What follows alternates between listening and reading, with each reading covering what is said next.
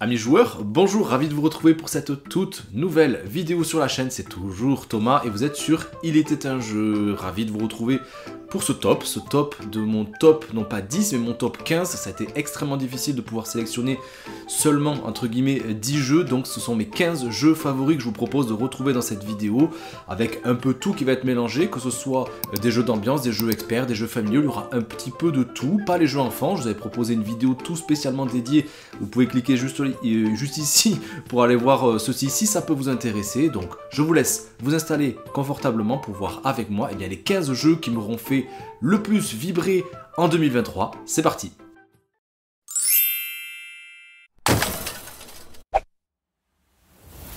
Et on commence avec un jeu qui reprend un énorme succès de jeu expert de chez Intrafin, c'est Terraforming Mars, mais cette fois-ci en version jeu 2D.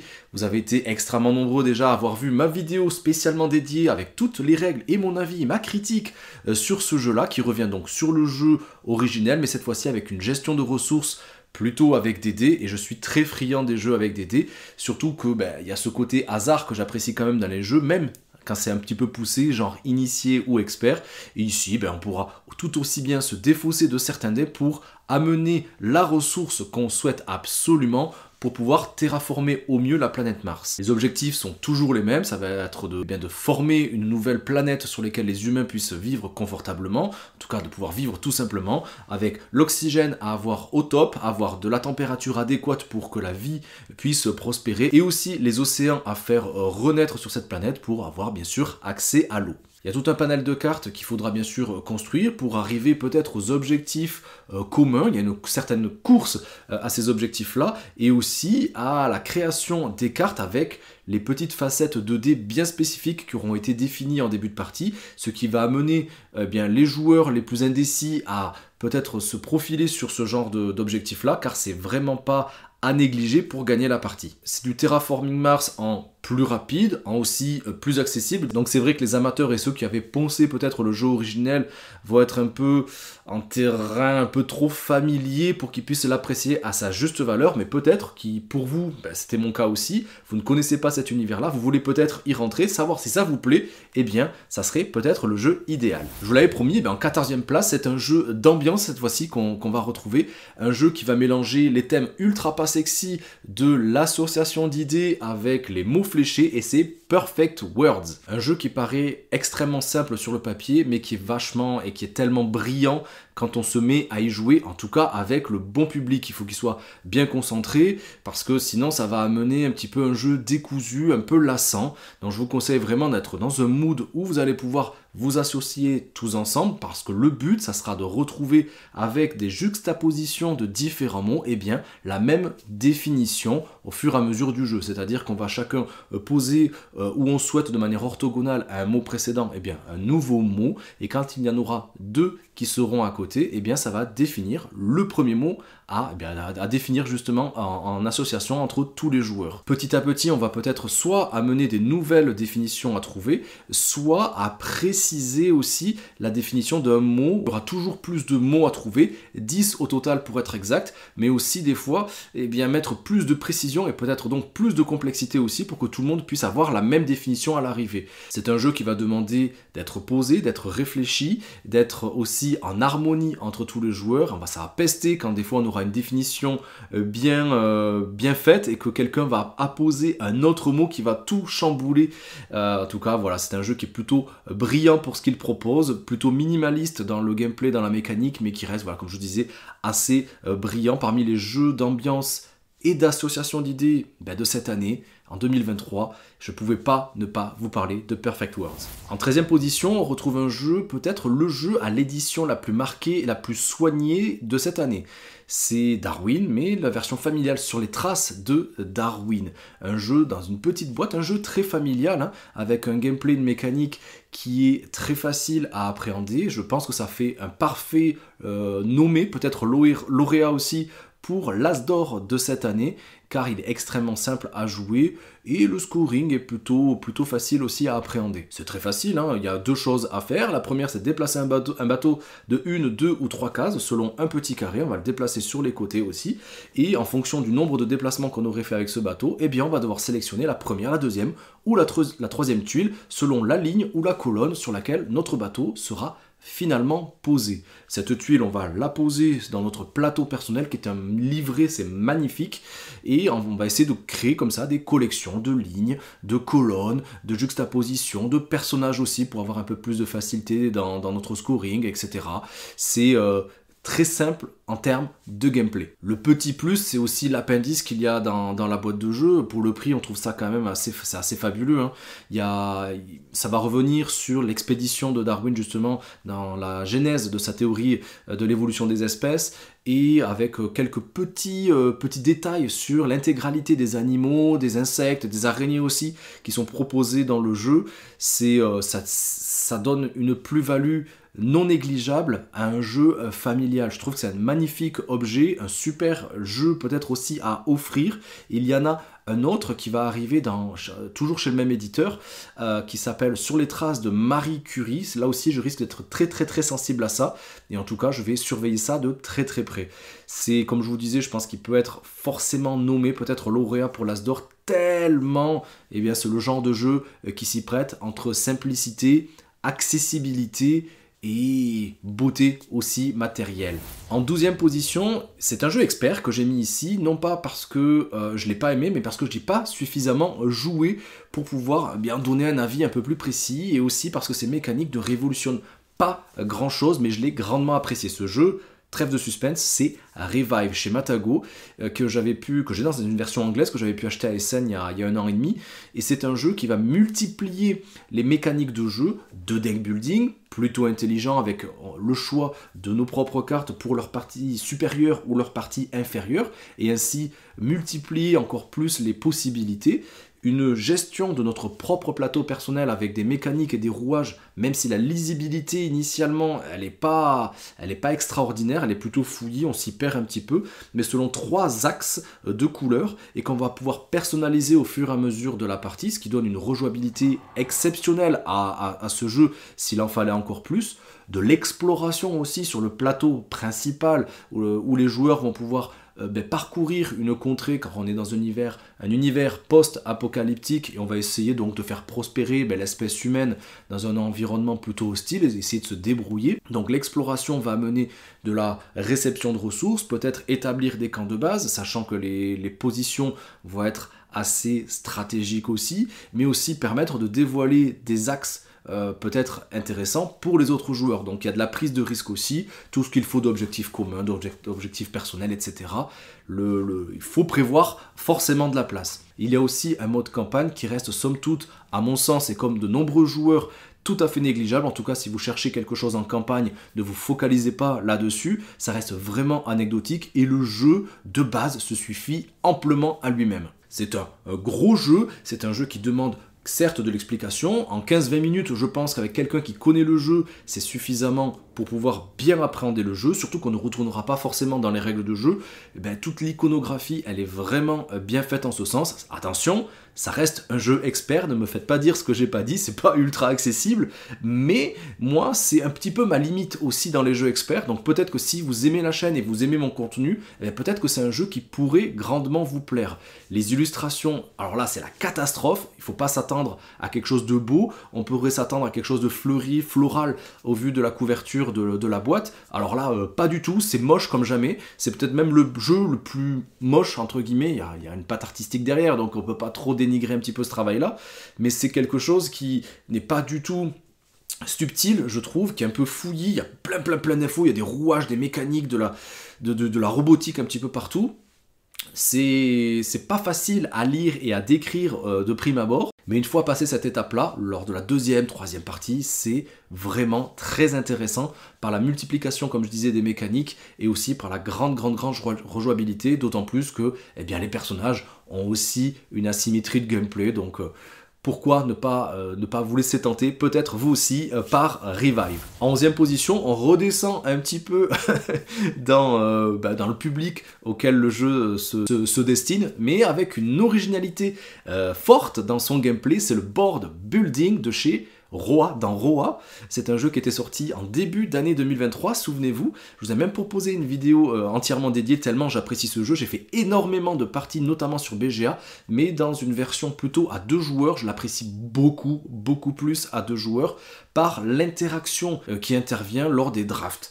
Car c'est un jeu qui va se baser essentiellement sur le draft et le board building, donc la création de son propre moteur de jeu, mais aussi de son propre plateau de jeu. On a des cartes en main, on va choisir une et la positionner où on veut parmi les 9 cases, les 9 disponibilités de notre terrain. On pourra les surmonter celles qu'on avait déjà précédemment, mais ça va cacher bien évidemment leur effet. Chaque carte a des symboles qui lui sont propres et les illustrations se réfèrent à ces symboles. Et c'est ça qui est assez subtil, franchement le travail d'illustration je le trouve vraiment chouette. Si vous avez de l'eau, de la montagne et un petit Loch Ness là, eh bien vous aurez de l'eau, de la montagne et des Loch Ness dans l'illustration. Donc à chaque fois c'est un bonheur. Si vous l'avez, regardez, je pense que peut-être vous n'avez pas tout regardé, mais c'est assez subtil. Et comme ça, on va continuer petit à petit le long de 6 et 6, donc de 12 manches successives, pour essayer de marquer un maximum de points. Comment on marque des points? Eh bien, à chaque manche, eh bien, on va activer l'intégralité d'une ligne ou d'une colonne selon la position de notre avatar.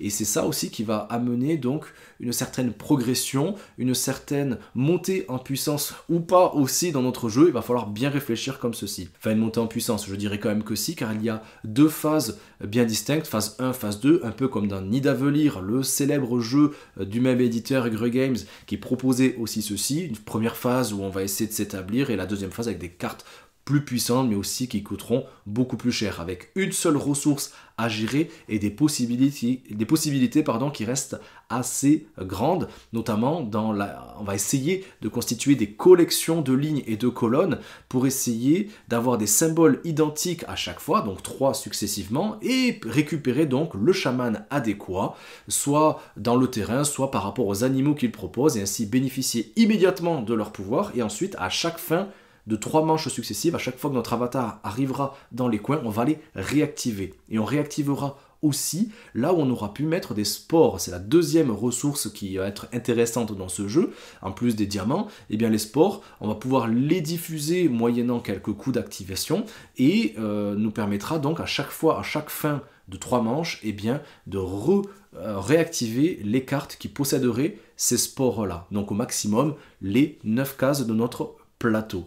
C'est un jeu qui est facile à jouer, qui est plus pointu à maîtriser, et je peux que vous conseiller de l'essayer dans cette configuration à 2 joueurs, à 3-4, c'est beaucoup plus difficile de pouvoir gérer ce qui se passe de l'autre côté. Des fois, avec l'adversaire qui est devant nous, on n'aura aucune interaction, aucun contrôle sur ce qu'il pourra avoir, et ça peut être un petit peu plus dérangeant. Mais ça peut aussi s'adresser à un public totalement plus familier, beaucoup plus accessible, donc voilà, c'est un excellent jeu, Roa, qui propose d'ailleurs une extension qui est sortie il n'y a pas si longtemps que ça. Moi, je ne suis pas forcément client, car ça va amener encore plus d'asymétrie, des nouveaux chamans, etc. Pour moi, le jeu se suffit à lui-même, mais si vous avez apprécié ce jeu et que vous souhaitez encore plus de nouveautés, eh bien, peut-être, allez-y, n'hésitez pas. Allez, on continue ce top avec à la 10e position un jeu dont je vous ai longuement parlé dans mes dernières vidéos récentes, notamment dans les nouveaux formats que je vous proposais, je vous en parle, qui va revenir très prochainement. On va essayer de faire ça toutes les semaines pour revenir sur les derniers jeux testés ici à la maison. Ici, c'est Castle of Mad King Ludwig, un jeu qui est une réédition d'un ancien jeu par Lucky Duck Games, avec tout ce qu'il faut en termes de matériel qui va amplifier, en tout cas pour moi, le plaisir de jeu. Tout ce qu'il faut de X-Trace pour les rangements, etc. C'est juste parfait, parce que le jeu reste excellent, mais c'est vrai que c'est ce qui manquait dans les versions initiales pour y avoir joué assez récemment. C'est un jeu qui va nous demander en tant qu'architecte d'essayer de faire et de bâtir le meilleur des châteaux possibles pour le plus extravagant aussi, pour le roi fou Ludwig. Pour ceux qui connaisseraient la trame historique, n'hésitez pas à me dire en commentaire ce qu'il en était. Je ne suis pas un fan d'histoire, mais c'est quelque chose que je crois qui avait vraiment existé. L'originalité du gameplay, c'est que en tant qu'architecte en chef, on va devoir décider quelles sont les pièces, les tuiles, les pièces qui seront achetables par l'ensemble des joueurs. Et cet argent-là, qu'ils vont dépenser pour avoir ces pièces dans leur propre jeu, tout cet argent-là va nous revenir. Bien évidemment, ce rôle d'architecte en chef va changer à chaque manche. Et on va devoir donc associer, connecter les différentes pièces, qu'elles soient rondes, carrées, rectangulaires, chacune pour leur propre point de victoire, leur propre handicap aussi. Hein. Il y a des pièces qui vont génératrices de beaucoup de points de victoire, mais finalement vont nous demander de ne pas avoir tel ou tel type de pièce juste à côté, au risque de perdre là aussi des points. Quand on arrivera, là aussi un gameplay intéressant, quand on arrivera à connecter l'intégralité des portes d'entrée et de sortie d'une pièce donnée, eh bien on va pouvoir activer la capacité unique en fonction de la couleur de la pièce qu'on venait de fermer. Et là, ça amène quelques combos qui sont plutôt intéressants. Le jeu propose aussi une extension qui devrait, à mon sens, être directement intégrée. D'ailleurs, la boîte, là, l'éditeur, a proposé que l'intégralité de cette extension puisse être mise dans la boîte. Tout rentre parfaitement, ça ne bouge pas. Donc le travail d'édition, il est vraiment parfait. D'autant plus qu'il y a pas mal d'objectifs qui vont renouveler l'expérience du jeu là. Il y a tout ce qu'il faut, donc d'objectifs de fin de partie qui vont nous demander peut-être d'avoir un certain type de pièce en majorité, d'avoir un certain type de taille globale dans un format de pièces donné, certaines couleurs. C'est un jeu que peu de joueurs, je trouve, cette année ont testé. À chaque fois que j'ai pu le présenter, ça fait son petit coup de cœur. Hein. Ils ne s'attendaient pas à prendre autant de plaisir. C'est toujours plaisant de toute façon de pouvoir connecter, de pouvoir imbriquer les choses. On râle, on peste, on essaie de faire le jeu le plus parfait possible. À la fin, on compare un petit peu nos châteaux. Il y en a qui sont juste magnifiques, il y en a qui sont tout pourris. On pourra aller aussi dans des catacombes, faire des étages, il y a des escaliers, il y a plein de choses qu'on pourrait faire aussi. Donc c'est un jeu qui, moi, m'a énormément plu cette année. Je prends énormément plaisir à chaque fois à sortir, même si à chaque fois la boîte, je vois dans les regards des autres, ça les rebute un petit peu. Mais moi, je peux que vous le conseiller, c'est un excellent jeu et un de mes favoris de cette année. En 9e position, on va parler d'un jeu expert, celui qui a gagné le Diamant d'Or cette année. Le Diamant d'Or, pour ceux qui ne connaîtraient pas, c'est le jeu expert qui a été nommé par des connaisseurs de l'année. Marrakech, c'est le jeu, s'il fallait le citer. Marrakech, c'est un jeu qui m'a ébloui par, comme les jurys qui ont nommé donc Marrakech à ce titre très prestigieux, il amène cette dose de fraîcheur dans un monde expert. C'est-à-dire que mécaniquement, c'est quelque chose qu'on a déjà vu, même si c'est assez dense, mais c'est quelque chose qui reste accessible. Tout comme Revive, c'est ma limite du jeu expert. Il y a d'autres jeux experts qui sont sortis, qui sont beaucoup plus froids. Celui-là, il est plutôt chaleureux, avec des couleurs très chatoyantes, et en même temps, des illustrations qui nous ramènent un petit peu à la allemande.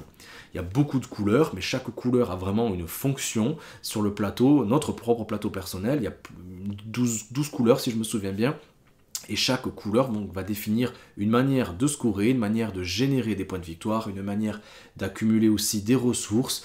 Et quand vous aurez expliqué ça au public auquel vous voulez présenter ce jeu, tout deviendra beaucoup plus fluide. Dans la mécanique de jeu, ce que je trouve très très sympa, c'est qu'on va essayer de planifier les actions qu'on va faire, donc avec les 12 compartiments de notre plateau, en sélectionnant 3 pions qui sont des keshi, et on va les choisir secrètement. On en a un de chacune des 12 couleurs.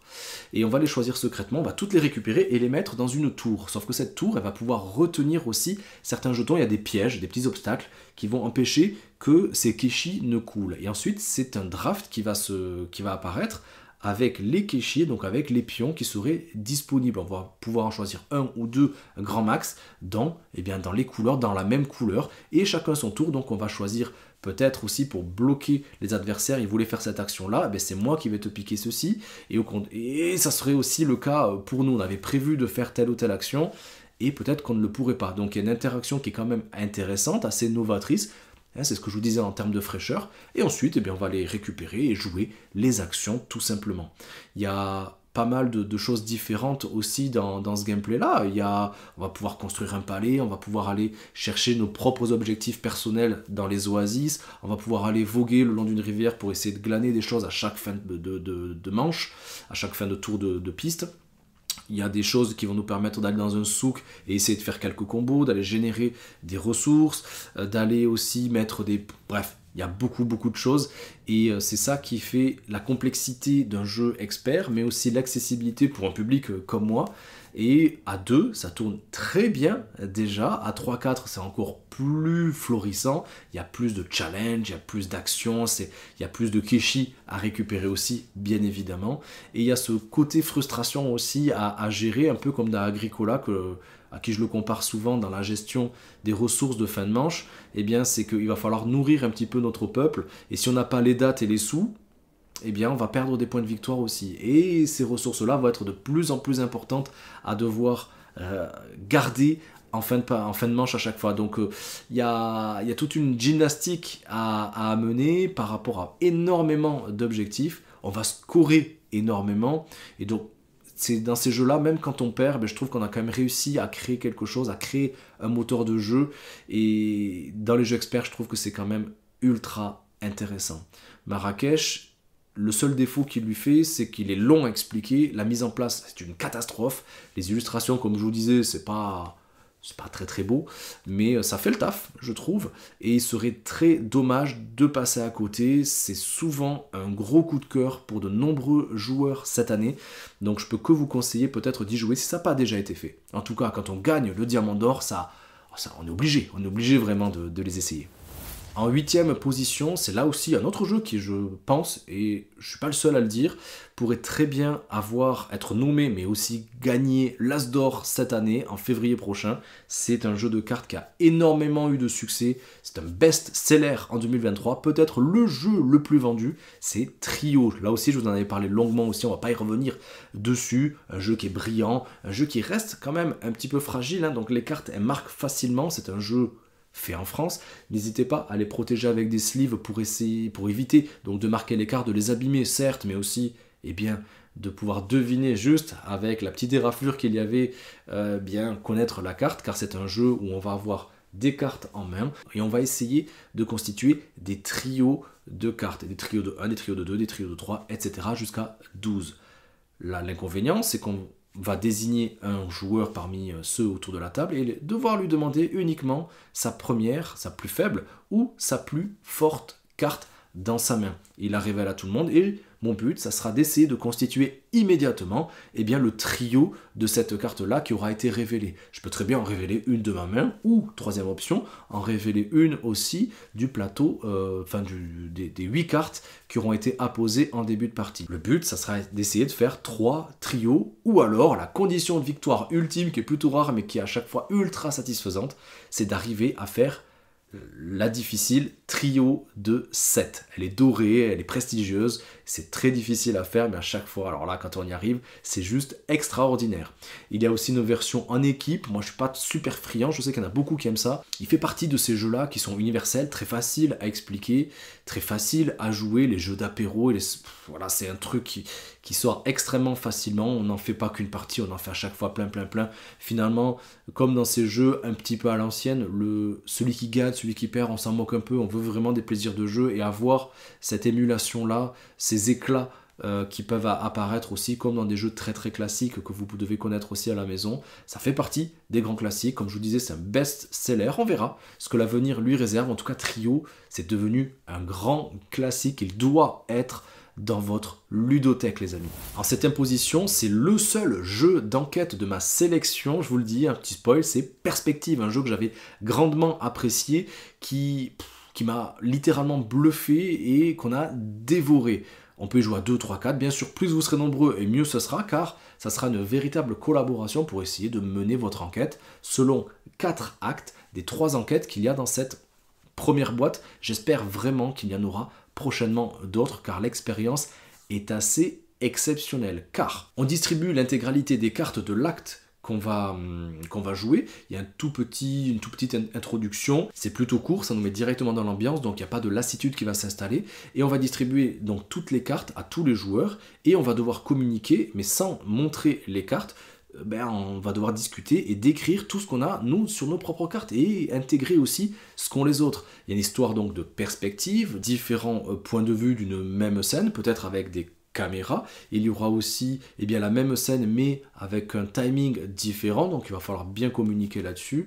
Et le jeu nous propose une question principale qui semble inaccessible initialement, et finalement quand on va retourner l'enveloppe, on s'aperçoit qu'il y a 4 questions, si je me souviens bien, qui vont nous amener progressivement vers la réponse finale, qui était elle très précise, et finalement on se rend compte que le cheminement qu'on a pu faire dans notre discussion, dans notre mise en commun de toutes les informations de nos cartes, ben on se rend compte qu'en fait on peut répondre absolument à tout. Je pense que dans 90% des cas on a pu répondre à tout, alors qu'initialement on pensait que c'était quasi infaisable. C'est ça qui fait la force de ce style de jeu là. C'est plutôt accessible hein, dans le public auquel il s'adresse ce jeu, donc je peux que vous le conseiller. Moi je l'amène personnellement par exemple en asso, dans l'asso à laquelle je suis près de Toulouse, et les joueurs me le demandent à chaque fois, tu nous le ramènes, on veut continuer. C'était pas un jeu qui pour moi se prêtait à ça. On n'est pas là pour jouer à des jeux comme ça en général en asso, il y a du bruit etc.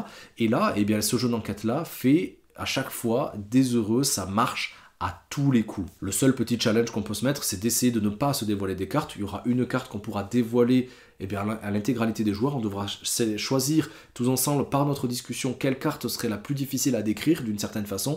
Et après, à chaque fois qu'on va dévoiler une carte, si on le souhaite, quand on est un peu pénalisé, on n'arrive pas à bien communiquer, eh bien ce sera d'autant de points négatifs qui seront donc à enlever à notre score final. Mais honnêtement, le score, on s'en fout un peu dans ce jeu.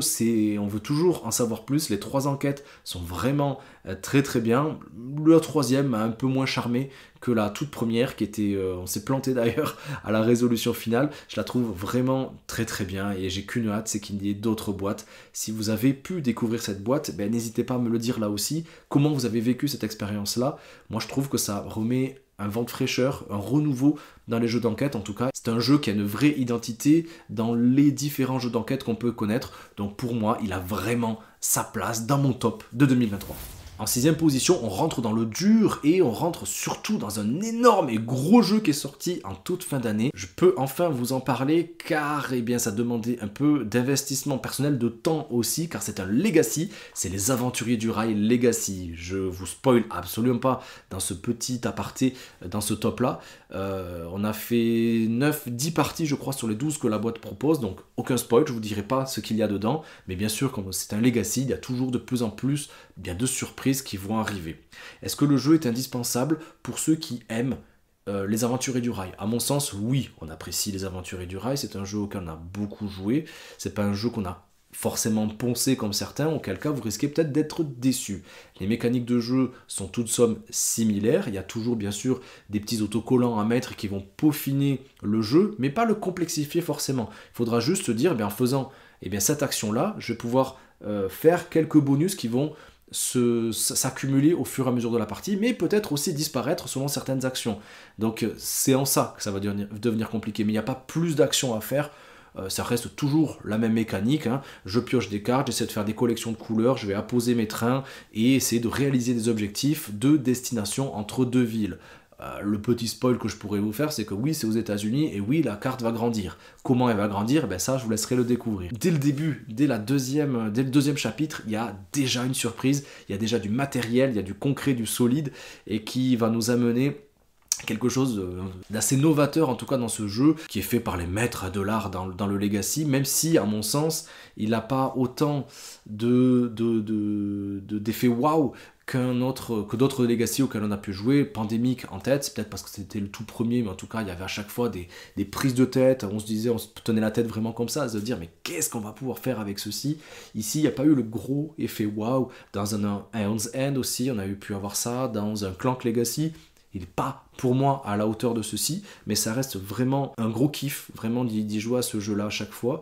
Nous, on y joue à 3, par le 3e, ne connaissait pas du tout le jeu originel et il prend un plaisir monstre à y jouer. Il se débrouille aussi pas mal, donc c'est parfait, je pense, pour le découvrir. Il y a de plus en plus de choses à gérer sans complexifier la mécanique de jeu.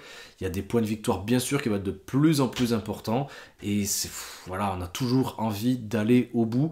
Je peux pas vous dire ce qu'il en est, je peux pas faire la synthèse en totalité parce que j'attends vraiment d'avoir fini les 12 parties, j'espère pouvoir les finir d'ici quelques temps. Et là je pourrais vous faire un ressenti global en vidéo sur cette boîte là, ce Legacy là, est-ce qu'il vaut le coup? En tout cas moi pour l'instant je dirais que oui. En 5e position, c'est un gros jeu que j'ai pu avoir dans sa version Deluxe, il est juste ici, c'est Planet Unknown. Ça fait 2 ans qu'on l'attendait, ça y est, il est enfin arrivé et je regrette absolument pas mon achat. Même si, eh bien, sur les premières parties que j'ai pu faire, à chaque fois de le présenter à de nouveaux publics, eh bien, on repartait sur les mêmes bases, sur une sorte de tuto, avec tous le même plateau, etc. Quelle erreur de rester bloqué là-dessus, c'est vraiment la multiplication des plateaux qu'on pourrait avoir en face de nous qui va enrichir le gameplay et l'extraordinaire modularité du jeu et son équilibre aussi s'imbrique super bien. Car vous pourrez choisir une planète parmi 13, si je me souviens bien, mais aussi une corporation, il y en a quand même plusieurs, et le tout fait à peu près 90, voire plus de 90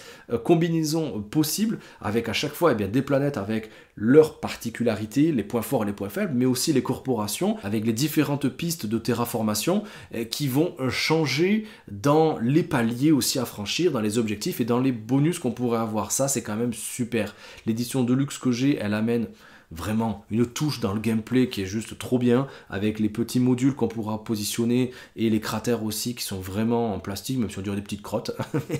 Mais c'est toujours un plaisir à manipuler. Et ce qui est la grande force aussi de ce jeu-là, c'est que tout le monde joue en simultané. C'est un jeu dans lequel on va essayer de terraformer une planète et on va devoir sélectionner en tournant le plateau rotatif, eh bien, selon la tuile qu'on souhaiterait choisir. Les autres joueurs vont devoir prendre une des 2 possibilités qui sera en face d'eux. Tout simplement. Et on va devoir les positionner sur notre planète et en fonction des couleurs, il y en a toujours 2 qu'on aura à poser, et bien on va monter le petit cube de la couleur eh bien, de la tuile qu'on vient de sélectionner. C'est tout. Après, il y a ce qu'il faut d'interaction avec les joueurs de gauche et de droite avec des objectifs de fin de partie. Vous pourrez aussi mettre des événements aléatoires plutôt positifs ou négatifs qui pourraient arriver. Moi, je trouve que ça met un challenge supplémentaire, un peu plus de hasard aussi dans le jeu. Et ça, je ne l'avais jamais retrouvé dans les différentes parties, sauf dans les dernières. Et là, ça a été la révélation avec tant de... déjà de modularité, comme je vous disais, dans les plateaux que vous pourrez sélectionner ou prendre totalement au hasard, et dans l'équilibre général que le jeu propose, je trouve ça assez fou, parce que même avec les plateaux de base ou avec des plateaux un peu plus poussés, eh bien, entre joueurs amateurs et joueurs un peu plus expérimentés, eh bien, le scoring est fait que c'est quand même assez proche, hein, à 1 ou 2 points près, donc c'est quand même plutôt fabuleux. Et voilà, hein, il était grandement entendu. Certes, le prix peut rebuter, mais il y a du matériel de qualité. Il y a les plateaux personnels qui sont en triple couche, qui sont assez coûteux à produire apparemment. C'est pas forcément le plateau hein, qui était difficile à produire. C'est vraiment ce plateau personnel-là. Mais quel plaisir à positionner les petits jetons, etc. Donc c'est un bel objet. Je suis très content de l'avoir acheté. Et je peux que vous le conseiller. C'est pour ça qu'il est en cette position dans mon top de 2023, et même si eh bien, l'univers pourrait rendre le jeu un peu sérieux, peut-être pas si accessible que ça, détrompez-vous, c'est vraiment un jeu qui est plus abordable qu'il n'y paraît. Je le mettrais même dans les familiales plus, hein, vraiment, plutôt que dans les initiés. C'est pas du tout expert, hein, vraiment enlevez-vous ça de la tête. C'est pas parce que l'illustration et le thème font très sérieux que le jeu est prise de tête, bien au contraire, c'est beaucoup plus familial qu'il n'y paraît. On arrive dans le top 4 de mon top donc de 2023, et ça reste quand même des gros jeux, je vous avertis de suite, hein. Ces 4 gros jeux, j'ai la liste sous les yeux là pour pas oublier, car il a été très difficile quand même de savoir qui mettre sur le podium et surtout en première place, mais finalement, eh bien je vous laisserai découvrir ça tout à l'heure, mais ça reste une évidence tellement j'ai kiffé ce jeu. En 4e position, c'est un jeu que là aussi j'ai grandement apprécié. Je vous en avais parlé dans mon top mensuel cet automne. C'est un jeu que j'ai eu bien mis du temps peut-être à avoir. Ce jeu, c'est Vindication, parce que la boîte est volumineuse. Il y en a beaucoup qui disaient que les extensions n'amenaient pas forcément grand chose, avec des figurines qu'on n'exploite pas forcément, qui n'amènent pas grand chose dans le gameplay. J'ai fait une partie cet été dans une réunion d'amateurs de jeux, notamment de créateurs de contenu, et puis j'ai adoré de suite l'expérience de jeu rien qu'à l'explication du jeu, et ça c'est assez rare. J'ai foncé, j'ai dit ça va me plaire, c'est sûr et certain. C'est un jeu qui demande quand même de bien comprendre les règles, qui est plutôt abstrait dans son gameplay, et finalement qui va amener aussi ce truc un peu à la Clank, où s'il y en a un qui veut vous bousiller la partie, il va pouvoir très vite aller direct vers le point final, un peu comme dans Clank, hein, pour la comparaison, d'aller chercher le trésor et de remonter de suite, sans pouvoir forcément exploiter tout le jeu. Donc il y aura des parties plutôt courtes, tantôt un petit peu plus longues, notamment aussi grâce aux objectifs de fin de partie qui vont jamais être les mêmes et qui vont apparaître de plus en plus. Il y a plusieurs conditions de fin de partie qui vont apparaître plus le jeu va durer. Ça, c'est quand même plutôt original. Le jeu nous met dans la peau d'une sorte de vagabond qui va essayer de se repentir un petit peu de ses péchés. Il n'y a pas trop d'histoire derrière, c'est pas un jeu narratif comme on pourrait le penser de prime abord. C'est un jeu qui est très mécanique et très abstrait dans son approche et qui va nous demander donc d'essayer de recruter des compagnons, d'essayer de se bonifier, d'avoir des traits de caractère, réussir à peut-être avoir des reliques et des choses pour essayer de se customiser un peu comme dans un jeu de rôle, sans forcément avoir la narration derrière, comme je vous le disais. Et le but, tout simplement, c'est d'être meilleur que les autres. Et pour cela, on va se déplacer, essayer de visiter des lieux, essayer de gagner des points de compétence en force, en sagesse, en intelligence, etc. De moduler ces couleurs-là avec les principales couleurs primaires pour peut-être aller combattre des méchants, essayer de gagner des cartes, gagner des points de victoire et d'essayer peut-être soit d'amener vers la fin de la partie en fonction des conditions qui seraient aménagées, tout le monde est laissé dès le début, soit peut-être d'essayer de s'étoffer pour faire durer le suspense et pouvoir tout mettre à la fin. C'est un jeu qui a une grande richesse par rapport aux situations qui seront à jouer, avec des compagnons d'aventure qu'on va pouvoir activer pendant nos parties et qui seront à chacune de vos parties différentes. Il va falloir bien comprendre comment les autres joueurs aussi vont pouvoir amener leur personnage à acquérir certaines compétences.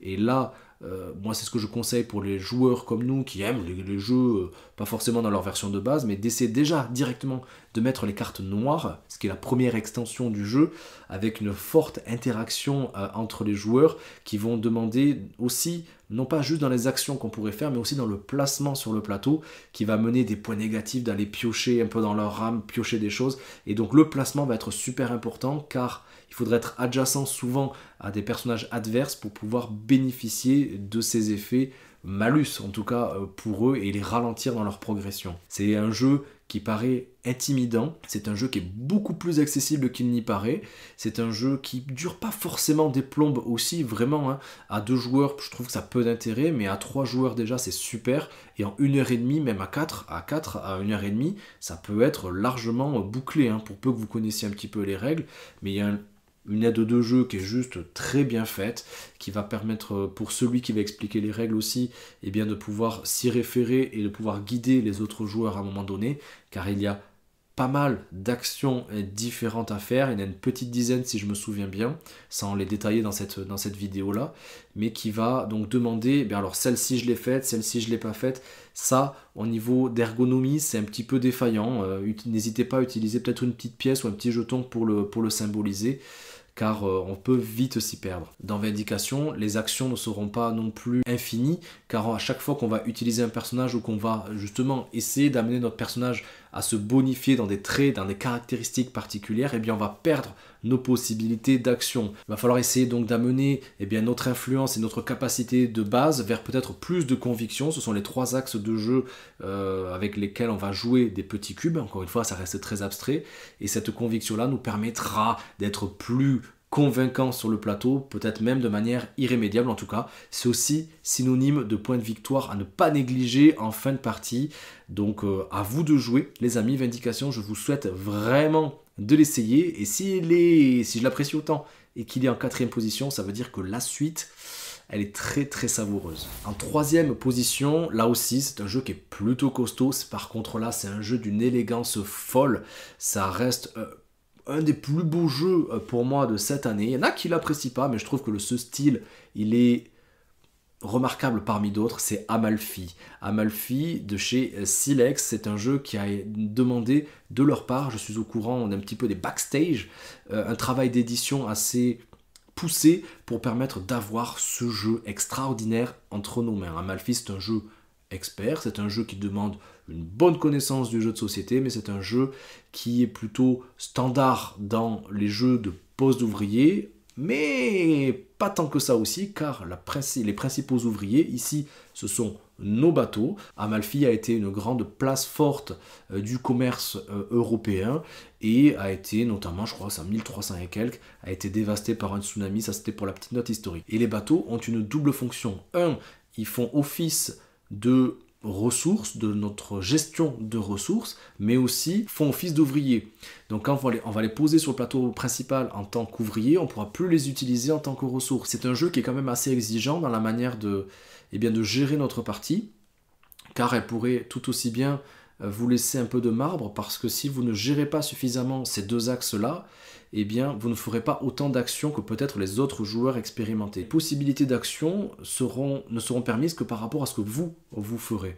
Il n'y a pas tant d'actions à faire que ça, c'est vous qui allez vous donner les possibilités de faire toujours plus d'actions, un peu comme dans un Arak par exemple. C'est un jeu qui demande une gestion comme ceci et qui va nous demander donc cette gymnastique pour essayer de combiner au mieux et de pouvoir potentialiser notre jeu pour faire toujours plus d'actions. Une fois que vous ne pourrez plus faire d'actions, eh bien, vous pourriez, au risque de vous retrouver à regarder les autres joueurs continuer de jouer eux. On retrouve pas mal de figures emblématiques de cette période-là. Les illustrations, moi je les trouve très singulières. Ce jeu est pour moi d'une beauté assez folle, hein. Vraiment, le plateau, on s'y retrouve, il y a des ajustements en termes d'équilibre, notamment d'objectifs de fin de partie qui ont été revus avec des petits encarts qui pourraient apparaître et laisser apparaître donc des nouvelles choses en fonction si cet objectif-là vous le mettez en premier ou en dernière position pendant la mise en place. Ça, je trouve ça très original. Il y a des objectifs de fin de manche, il y a des petits phares aussi qu'on va pouvoir positionner sur des emplacements de notre map, mais aussi sur les emplacements et les ports personnels ou les ports que les autres joueurs aussi pourraient acquérir pour leur propre pomme en leur disant « Hey, cette tuile est vachement balèze pour la partie en cours », et bien chaque fois que tu l'activeras, moi aussi, je récupérerai quand même quelque chose, ce qui va peut-être aussi le limiter à utiliser finalement cette action-là qu'il avait achetée. Donc il y a une interaction qui est quand même assez forte. Bien sûr, les emplacements, comme dans tous les jeux de pose d'ouvriers, ils sont... c'est premier arrivé, premier servi, et puis voilà, Amalfi, c'est un jeu que beaucoup de joueurs apprécient. Il n'y a personne qui est resté de marbre, hein, vraiment vis-à-vis de ce jeu, qui est quand même plutôt brillant, quand même plutôt exigeant, avec quelques axes de départ qui sont proposés pour faciliter un petit peu l'approche sur vos premières parties, avec des decks de cartes prédéfinis, avec des axes bien définis, pour peu que quelqu'un puisse peut-être aussi, là aussi, vous les expliquer, et sinon tout sera affaire de draft en début de partie, si vous voulez une rejouabilité maximum. Le travail d'édition est impeccable, le thème il est fabuleux, les illustrations et toute la mécanique de jeu, ça roule très bien. Amalfi, c'était mon numéro 3 et c'était mérité. Alors qui pourrait être numéro 2? C'est un jeu qui est sorti ce printemps, un jeu qui évoque la Terre, et si je vous dis Terre, vous pensez peut-être à Earth. Oui, c'est celui-là. C'est Earth. C'est ce jeu-là, édité chez Lucky Duck Games, donc je vous ai proposé une vidéo spécialement dédiée, n'hésitez pas à aller cliquer pour en savoir plus, je sais plus si c'est là ou là. C'est un jeu qui demande aussi de s'y investir, avec une rejouabilité qui est folle, mais aussi ce petit côté d'implication sur la nature, sur la réflexion qu'on pourrait en avoir vis-à-vis de la protection de notre planète, qui nous pousse un petit peu à réfléchir à nos actions, et notamment par les petits textes contextuels qui nous immergent un peu plus dans ce jeu, s'il en fallait encore. C'est un jeu qui va nous demander d'essayer de créer un tableau par l'addition de cartes en synergie la mieux possible au fur et à mesure de la partie, et d'essayer de constituer un tableau. En tant que joueur actif, je vais choisir une des 4 actions, c'est très simple, sachant que tous les autres joueurs vont jouer en simultané la même action. Bien sûr, elle sera minorée en termes de puissance. Et on va activer ensuite toutes les cartes avec le symbole de la couleur, vert, orange, etc. On va activer toutes les cartes en commençant en haut à gauche et en finissant en bas à droite, et bien comme ceci, par ligne, on va activer toutes les cartes de la même couleur. Et donc, oui, c'est une création de son propre moteur de jeu avec toute la logique que la thématique implique. C'est-à-dire que si vous voulez créer, si vous commencez à créer une zone un petit peu désertique, c'est plus les plantes et le climat désertique et les cactus qui vont s'acclimater et vous faire fonctionner ce moteur de jeu. Si vous commencez à mettre des palmiers, des choses comme ça, ça ne marchera pas. Par contre, si vous voulez quelque chose de plus florissant, de plus humide, vous allez mettre un peu plus de brouillard, plutôt vous basez sur de la canopée, etc. Et là aussi, ça sera une autre mécanique de jeu, un autre moteur de jeu qui sera à mettre en place. Si vous voulez quelque chose de plus mousseux et de plus forestier, c'est peut-être les champignons qui vont vous intéresser. Mécaniquement et thématiquement, c'est super intéressant, surtout qu'il n'y a pas énormément de matériel de jeu, il y a que des cartes. Il n'y a que ça, quelques petits jetons pour aller se positionner sur des objectifs de commun à tous les joueurs, avec premier arrivé, premier servi, dans le but, là aussi thématiquement c'est intéressant, d'accueillir les animaux, parce que les animaux vous ne les aurez pas dans votre jeu, c'est d'accueillir un animal en particulier dans un climat qui lui serait plus favorable. Voilà, Hearth, il a une rejouabilité folle, c'est un jeu dont on ne se lasse pas, c'est un jeu expert qui tourne très bien à 2 joueurs en 45 minutes, c'est plié, scoring inclus.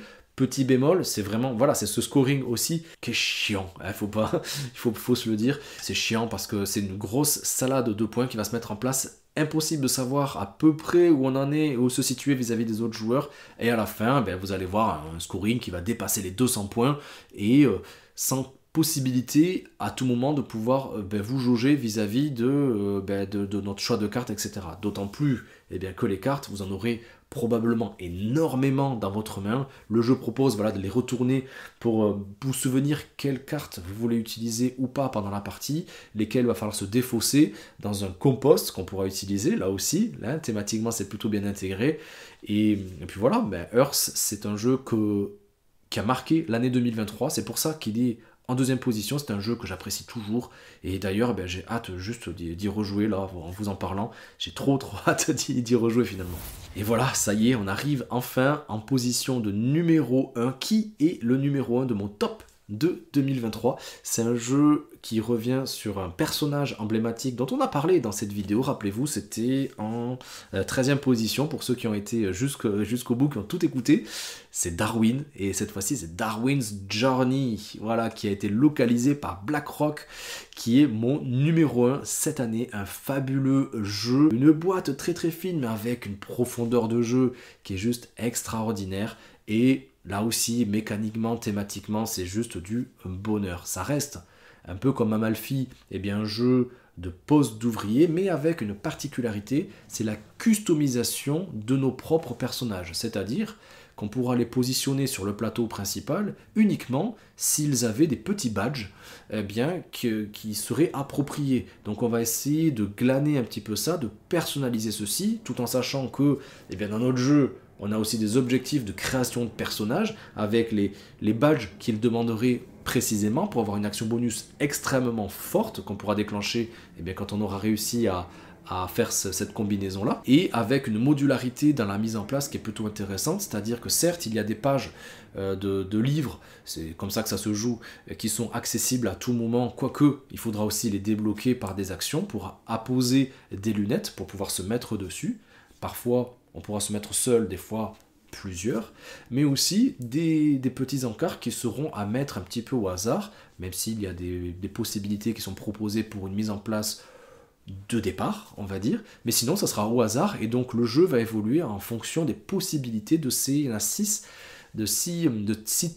petites tuiles qui vont remettre bien sûr de la rejouabilité dans ce jeu. Tout un plateau aussi d'exploration avec des cartes, des petits meeples qu'on va déplacer sur une carte selon nos possibilités de déplacement à pied, mais aussi en bateau, car il va falloir essayer d'accompagner Darwin dans ses recherches et pas se laisser forcément dépasser, sinon ça sera aussi synonyme de malus.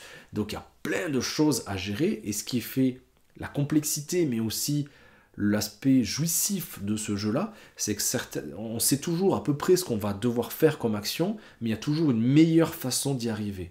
C'est-à-dire que par exemple, si je veux juste me déplacer sur la map, je sais que si je fais ça, qui va m'amener ceci, et je vais pouvoir activer ça et faire ça, et je vais pouvoir faire le même déplacement. Et c'est là qu'il y a cette gymnastique mentale et ludique à mettre en place, et parfois cette analysis-paralysis aussi, il faut se le reconnaître, pour essayer d'optimiser notre jeu du mieux possible. Sachant qu'aussi le but, ça va être d'amener c'est les espèces qu'on aurait découvertes au gré de nos expéditions, surtout à pied, mais aussi en bateau, comme je vous l'ai dit, dans le musée. Donc il y a une course aussi à amener les espèces dans le musée, d'essayer de faire des colonnes, des lignes, d'être le premier, etc.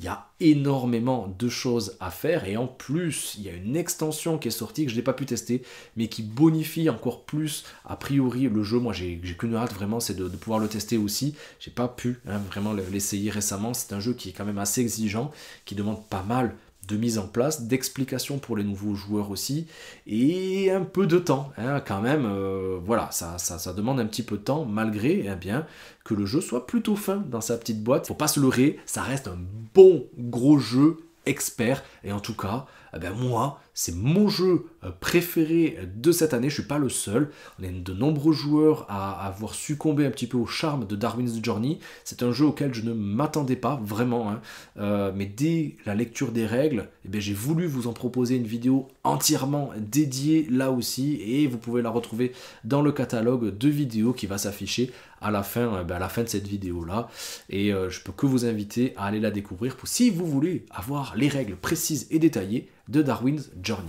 Et bien voilà les amis, j'espère que cette vidéo vous aura plu, j'étais extrêmement ravi de vous proposer cette vidéo.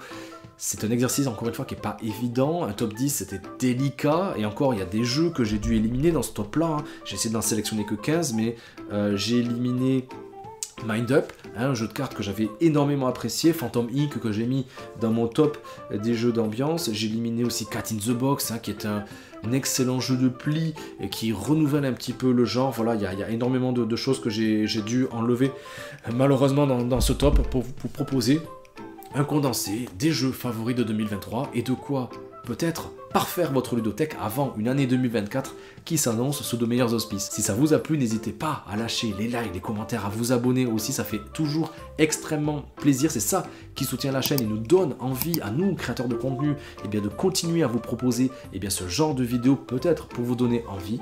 Moi je vous laisse avec ça à côté, avec le catalogue de vidéos qui s'affiche juste à mes côtés pour aller voir ce que je vous ai proposé bien sûr sur la chaîne ces dernières semaines. Je vous souhaite une excellente année 2024, plein de plaisirs ludiques que je vous souhaite, et je vous dis à très vite sur Il était un jeu, bien sûr. Ciao les amis!